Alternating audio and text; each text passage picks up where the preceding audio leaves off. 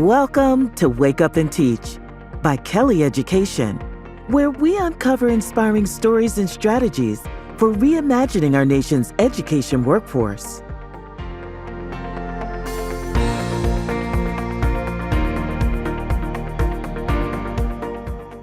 Hello, I'm Nicola Soares, President of Kelly Education, and welcome back to Wake Up and Teach, your front row seat to the future of the education workforce. Today, we're tackling a critical challenge facing our nation's schools, the persistent teacher shortage crisis, and the solutions that are making a tangible impact in classrooms nationwide. Joining me is Shaily Baranwal, the founder and chairman of Elevate K-12.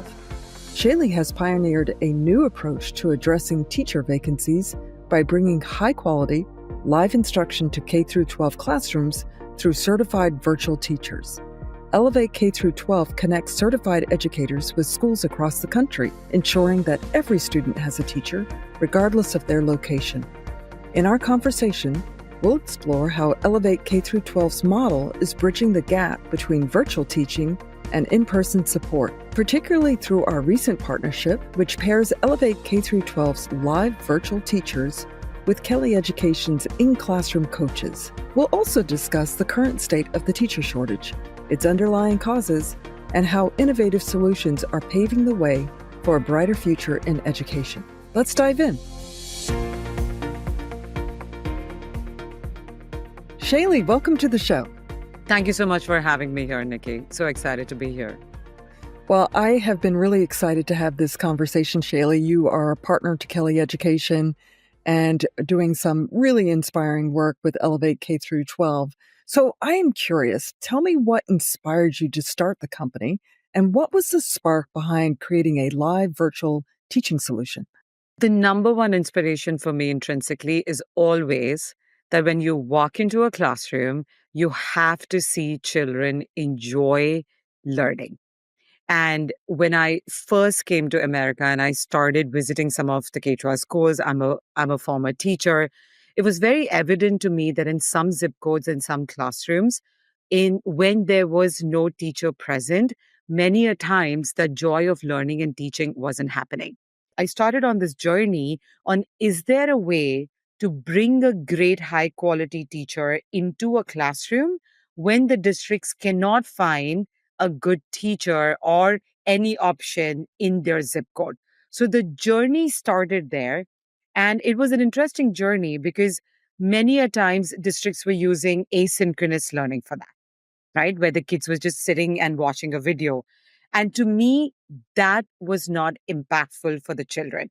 So thinking about, is there a way to bring synchronous teaching into the classroom when there is no high quality teacher was when the journey started. Interesting. So, you and I are probably tackling the teacher shortage from different sort of perspectives. But from your perspective, where do you think we stand with the teacher shortage crisis today?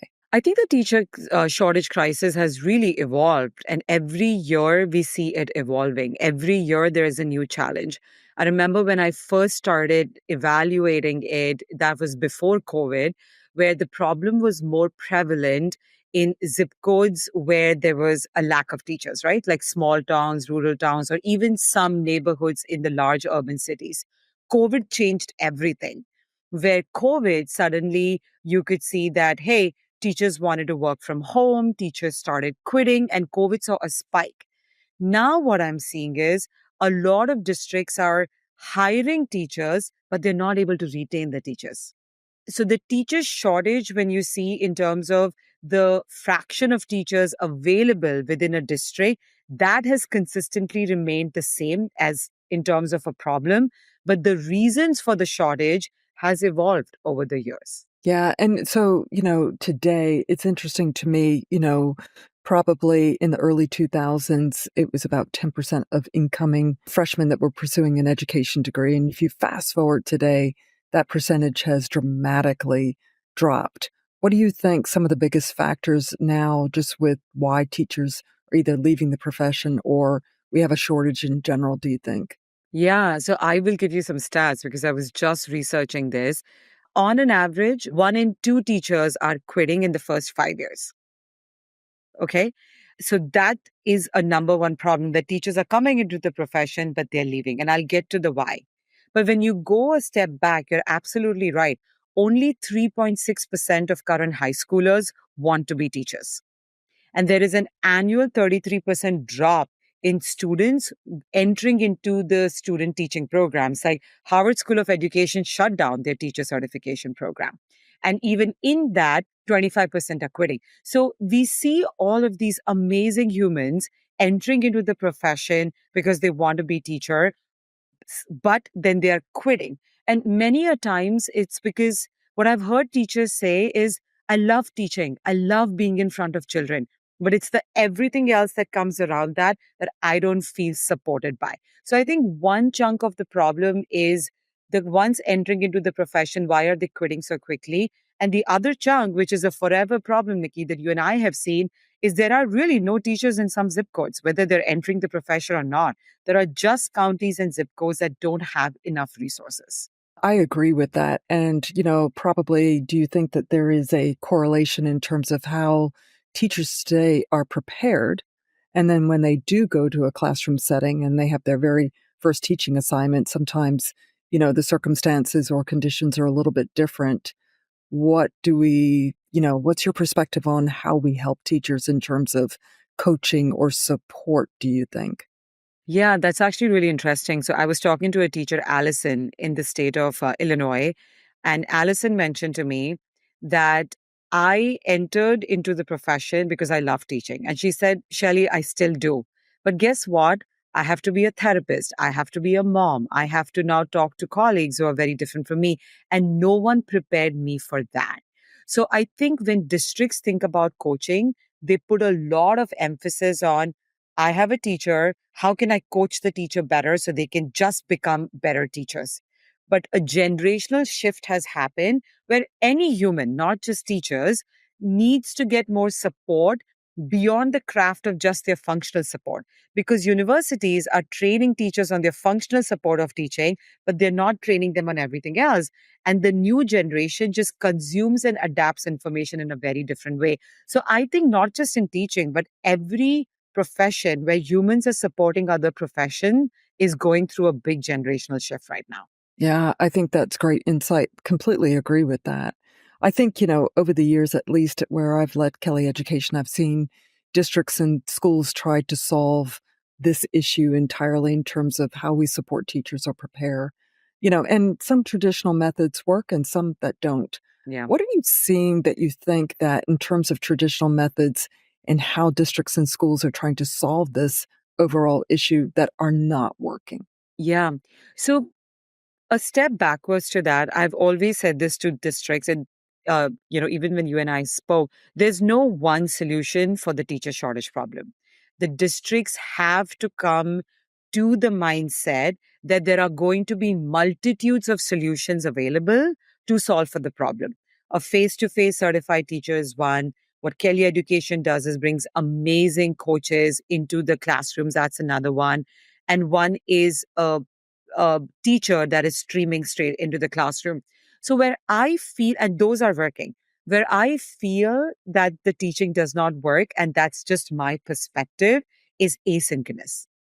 When you take children and put them in front of just a tool, which is a video, where a child is supposed to self teach themselves, and by watching a video, that to me is the breakdown of actual teaching and learning.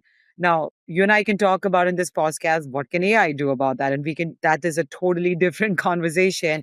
But according to me, when you put someone who's not fully trained in any capacity to be in front of children, someone who's been in a profession for a long time, has no interest in being there, or when you put in front of asynchronous learning. But that's just my perspective on what I've seen has not worked in classrooms. Interesting. So I kind of want to switch gears and pivot a little bit here to actually talk a little bit further about Elevate K through 12. And I'm curious from your perspective, and I obviously have an opinion because you're a partner of ours in a very positive way, but what sets Elevate K through 12 apart from any other online teaching solution out there? What makes your model really unique? I think the first core foundation of Elevate was, yes, at the front end, we are a staffing company, right? In some way, we are solving for a teacher not being there. But at the core, we're a teaching company. What really gives us joy is walking into a classroom and seeing these magical teaching moments between our teacher who's live online and the classroom. And that's a very difficult modality for it to be successful. So, number one, that we believe at the core of our foundation in how we hire our teachers, how we train our teachers, how we evaluate our teachers, how we give feedback, how we coach, how we partner with our districts, the common theme is, does this make teaching better in the classroom? How we invest in technology to make our platform better. I think the second one, which is critical, is having it's at some place. I also feel we're a supply chain company, just like Amazon, right? We need to know that South Carolina is going to require, this district is going to require a Spanish teacher in October. And I need to make sure, and I'm sure you face the same thing. And we need to make sure that that teacher, a good, amazing human, is available. So I Yeah. think these are two modalities that we have invested in consistently that form a very strong foundation for Elevate K-12. Yeah. So, for any listener out there that's really curious about how your methodology works, let's get really tactical if we can. Can you Yeah. break down how your live learning system works? What's typical in a classroom day? Right. So let's start with how a district tells us about what they need. So there are three patterns in how we see districts think about live teaching. Number one is, I believe in it. I'm getting ready in May. I know exactly which classrooms I'm not going to be able to fill. Those classrooms are going to have live teaching. You will walk into many schools and districts nationally now where in their schools, some rooms are live teaching and some rooms are face to face teaching. And the students don't find it different. So these are districts who are planning it early. Then there are districts where it's ad hoc. I just lost a teacher suddenly. I need to put this. Math is a tested subject. I need to have a high quality teacher in front of these children. So I think those two modalities are the most common ones that we see in terms of how districts are using it. What makes us unique in our modality in the whole implementation is, number one is, we need a principal who believes that live teaching as a modality can work. Not will work, it can work. So the open mindedness has to be there. The second is, the districts then give us their curriculum. Initially, Elevate K-12 had its own curriculum for the modality because we needed to get the teaching methods right. Now there is a big push on integrating with the district curriculum. So if a district is using a certain textbook or curriculum, our teachers are going to use that. So then there is a certain amount of professional development that our teachers have to go through at the district level or with us to get ready to teach that concept. In a typical format of an entire year of classroom, there's a lot of emphasis initially on getting to know the students, but more importantly, partnering with Kelly to getting to know the coach who is in the classroom. This entire modality cannot be successful if that relationship between the coach and the teacher is not solid. And there aren't rules to follow in terms of how they're interacting, how they're sharing information with each other, almost like a co teaching model to make this successful. Then our teacher goes through their typical format of a day that they have to follow. They can't just come in and wing it. We've built our technology in a way that they have to follow the module of greeting the children, I do, you do, we do, to make this a very holistic experience in the classroom. Yeah, absolutely. And, both of us are obviously very focused on quality of talent. So, how does Elevate ensure the quality of the virtual teaching? What kind of feedback have you received thus far from your partner schools? Yeah, we have in the last few years, our team has done a fantastic job of putting in CSATs and quality check-ins with our classroom coaches, with our schools, with our districts, because we constantly want feedback. So there are two ways to do it.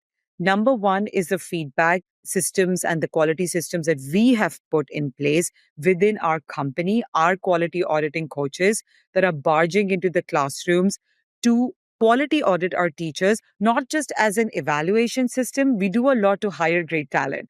Then we have to do a lot also to give them feedback and coaching on what they can do to make their craft better. So that's one set of the quality auditing system that we receive. On the other side, districts and school principals are giving us feedback. And both of these come together to create a quality classroom index that gives us the confidence that the magnitude at which we run the classes, we have our data on dashboards that tells us that our classrooms are meeting a certain level of quality standard. Now, based on the school that we are in, and you know that student behavior can differ a lot from one zip code to the other, from one classroom to the other. So there's always this variability there. But more partnership with the coaches and more partnership with the schools and a collaborative effort always makes it better. And it's not easy to do this. It's very difficult to do this when you're not a part of the ecosystem of the school, and you know that. But it's the Right. collaboration that makes it successful. 100%. That partnership is really, really important. So, there are, Shaylee, some common myths about virtual teaching in K through 12. How does Elevate K through 12 tackle those misconceptions? I mean, it was a lot. I call it the pre-COVID and the post-COVID era. Nikki, as I mentioned, we started this before COVID. COVID hit, and then suddenly there was this thing about remote teaching is bad. In some modalities, yes, it is wrong, right? It is not your traditional modality of how you want to do teaching, but remote teaching during COVID. So we had to spend a lot of time right after COVID to make our districts and classes unlearn the what we were not, right? This is not remote teaching. Remote teaching was all the children are at home, the teacher is at home, and everybody's trying to figure out Zoom and what this can do. Live teaching, the reason we coined the term live teaching, it was created by us as a category because it's not online, it's not just online, it's not just virtual. We built our own technology for a reason at that time. Of course, now technology has evolved a lot and we'll see what is best for our platform. We wanted to make sure that every single second of teaching when it's happening live is actually engaging. And in our modality, all the children are in the classroom, in one classroom, and the teacher is on the big screen. So it almost feels like the teacher is standing right there. So every time we made an investment in technology or in processes, it was made with the mindset of how can you make this interaction better? Then, as we scaled, we invested in technology on how can this be better interaction between the classroom coach, that's the paraprofessional, the teacher, and the students. So we built tools and dashboards for all these three users to make that interaction seamless. I think that is very important. Without the investment in that technology, I don't think we would have been able to scale or give the right service to our district partners or even with you. Yeah, absolutely. And, I'm curious, how do you see the role of virtual teaching evolving in the next 5 to 10 years, especially when we think about staffing challenges and also on the horizon, AI? Yeah, absolutely. So I think virtual or live teaching is going to be a big part of the solution of staffing. It's not going to be the only solution. Okay, districts need all kinds of solutions to make staffing work. It may not be the dominant solution because I honestly still believe nothing compares to a great human being in front of the kids, right? But in the absence of that, this comes extremely close to it. So I think every single school district has to think about what part of their staffing and teaching in their district has to be virtual live teaching. So what is that adoption? And I'm starting to see that. I'm starting to see those patterns come in where districts will say maybe our tested subjects need to go to virtual live teaching or some very unique classes like German, French, where I can't find a teacher come what may, those need to go to live virtual teaching.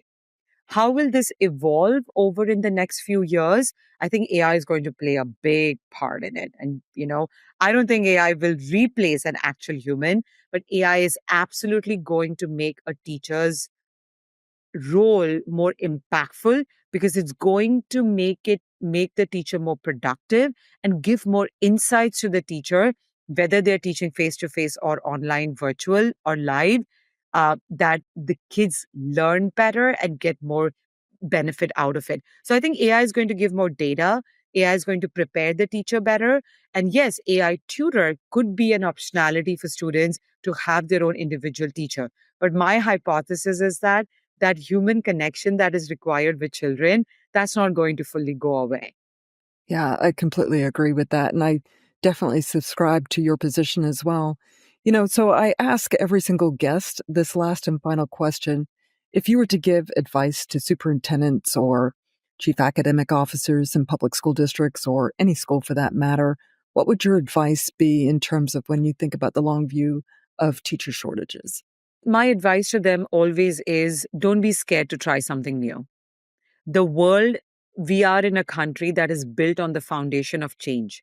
So when you think about change, yes, something new may look scary, but when you think about an overall solution to a massive problem that is not going to go away, you have to be open minded that today it could be virtual live teaching. Tomorrow, it could be something totally different. So districts have to do a little bit more to train their communities to adapt more to these new solutions for one goal that ultimately the children get nothing but the best teaching in their classrooms. 100%. I agree with that. Well, Shaily, thank you so much for joining me today. I've really enjoyed your insights and the conversation. So thank you for the work that you do. So looking forward to the future and seeing what other innovation comes out of Elevate K through 12. Absolutely. It was a pleasure being here, Nikki. Thank you so much for having me.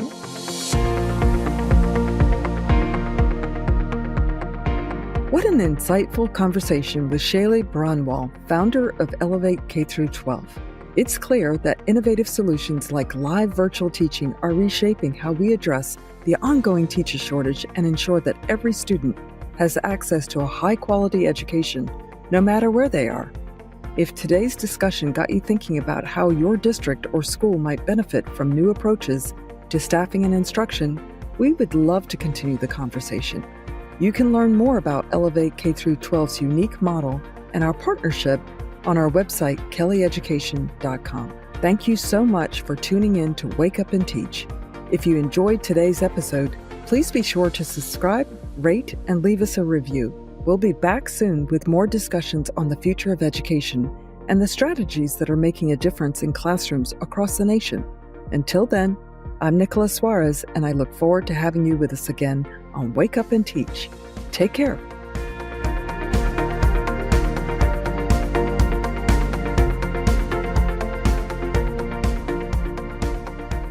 This podcast was produced in partnership with Amaze Media Labs.